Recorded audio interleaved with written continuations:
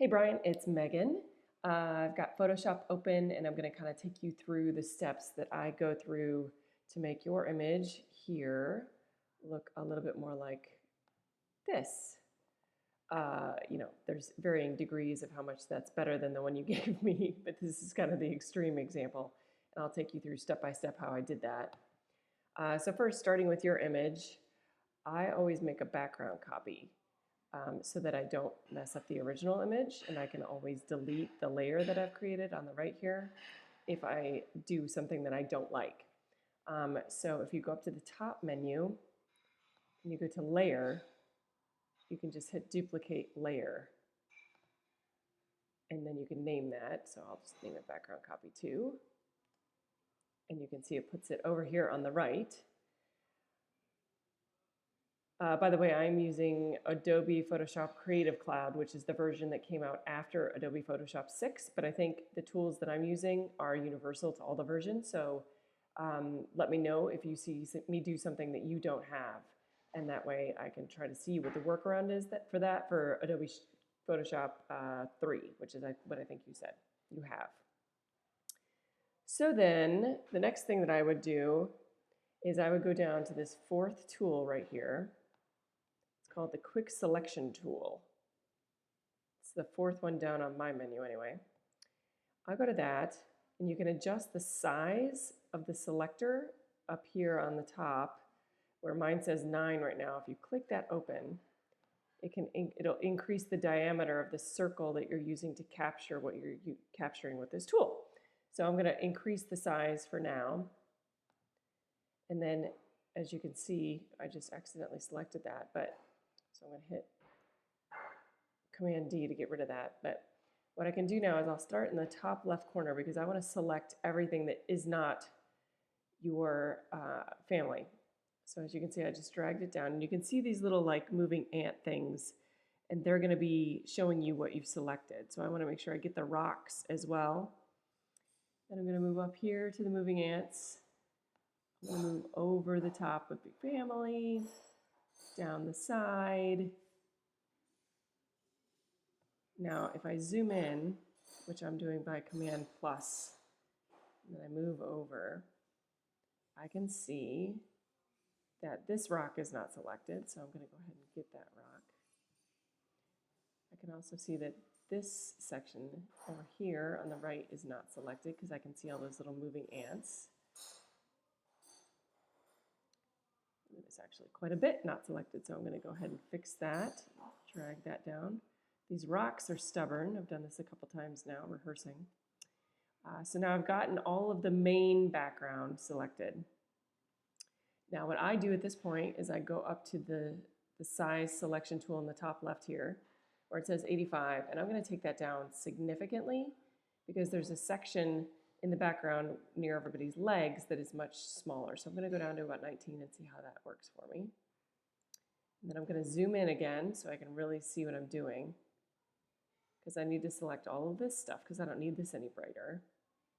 Actually, see, it's not quite small enough, so I'm going to go decrease it just a little bit more to about 12.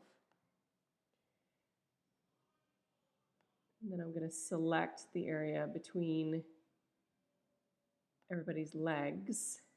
And as you can see, it gets kind of crude, but it self-corrects as you move. And then as you're going, keep in mind any strange areas like this outcropping here. If you hit Option, I'm on a Mac, so I don't know what it is on a PC, I gotta be honest. If you hit Option on a Mac keyboard, it'll let you deselect some of that because, as I'll show you in a second, if you have too much selected, it looks much worse than if you don't have enough selected. For instance, as I was trying this earlier, in preparation for showing you how to do this, I did this version on the left over here. And as you can see on your granddaughter's legs, if you don't get this part selected quite well, it leaves a bunch of underexposed sections that look quite strange upon inspection, closer inspection.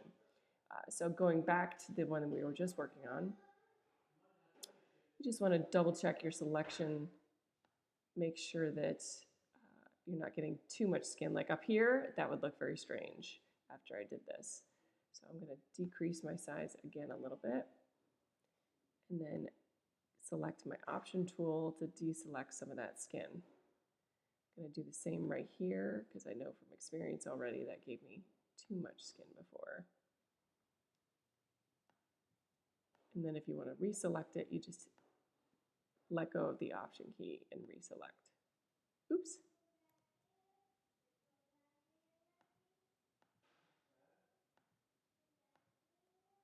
All right. Moving over to this section. Gets a little ugly there as it selects, but like I said, it self-corrects. Option clicking to deselect this section here. That's decent. I'm going to do a little bit of refinement right here.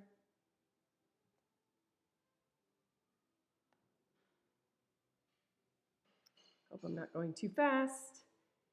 Okay, starting up here. Basically, just taking a little extra time to get everybody's legs.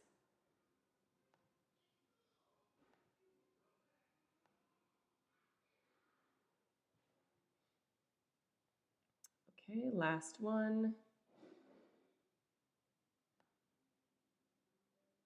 Now, see, the reason I'm doing this is because that background is exposed well.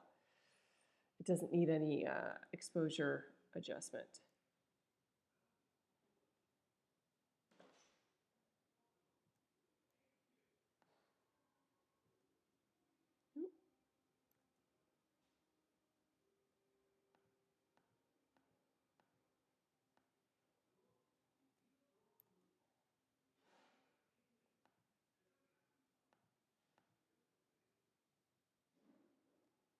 Trying to refine this a little, getting a little bit too controlled about it.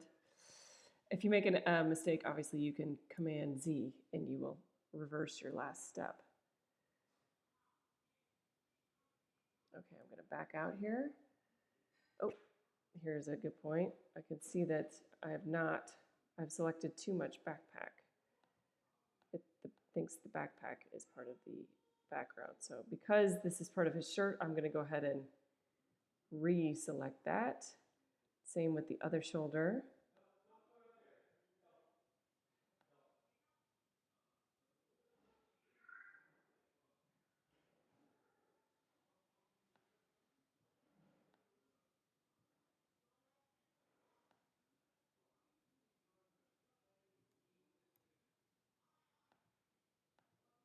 Got it.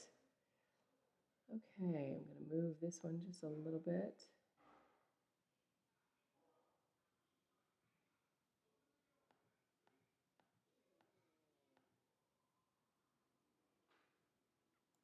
Zoom out a little bit so I can, which is just Command minus. I can see a little bit of this shirt I want to work on over here, the pink shirt.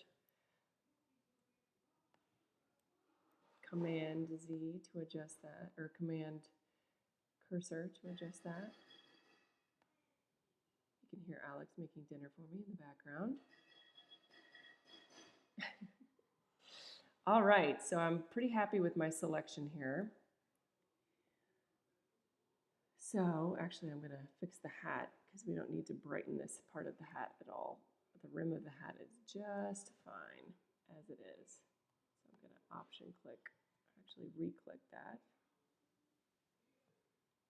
Okay, so here's where the fun part begins.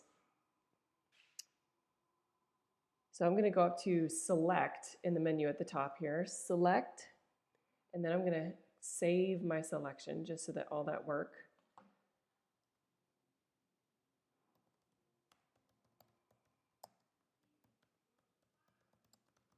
I'm going to name it brightness adjustment selection because that's what I'm going to do. And then you're going to go up to layer up here in the menu. And this is really fun. You go to new adjustment layer. Now you can just do another, you could just say, you could say image adjustment and it would do the same thing. But this way, if you've done too much, instead of just doing an image adjustment and then picking what you wanted to adjust, if you go into layer, new adjustment layer, and then choose the thing you want to adjust, you can then re-change that later, which I really like because I have a hard time committing to the changes that I make. So I'm going to choose exposure just for simplicity's sake. So we're going up to layer. Oh, actually, I forgot a step. Sorry. You have to go to select and then inverse, because right now we've selected basically the outside, and what I want to tell it to do is select the inside of what it's selected. So we started by dragging over all the water and everything. So basically it has selected the background. We want to tell it to select the foreground, which is the opposite of what I've selected. So you go select inverse, and it really doesn't look different at all. And then go to layer, new adjustment layer, and like I said, I'm going to use exposure. And it's going to name it exposure. Hit OK, and it opens up this little box here, and you can use the little toggles to adjust the exposure. I'm going to zoom out a little bit, Command minus, so you can actually see the effect as I do it. So I'm going to drag it to the right, and we're going to see just your people begin to brighten up.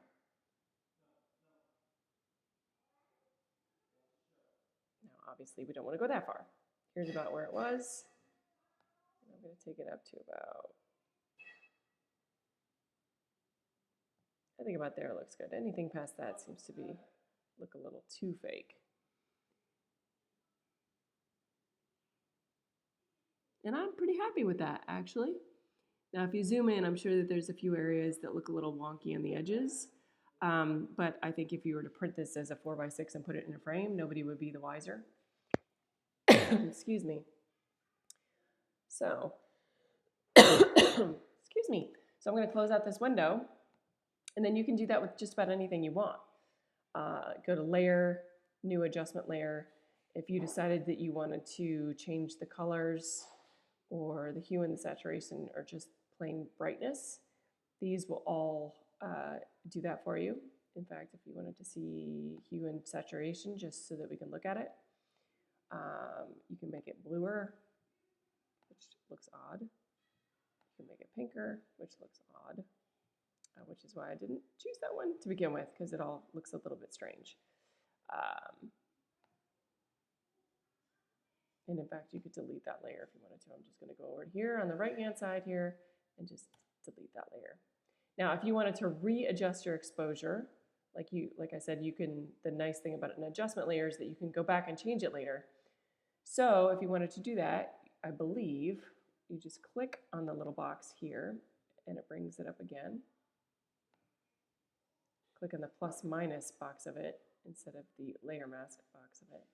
This little plus minus box on the left-hand side, right under the word properties, and that will show you the exact same tool you just used, and you can readjust it if you decided you've gone too far. All right, and then of course, save your work.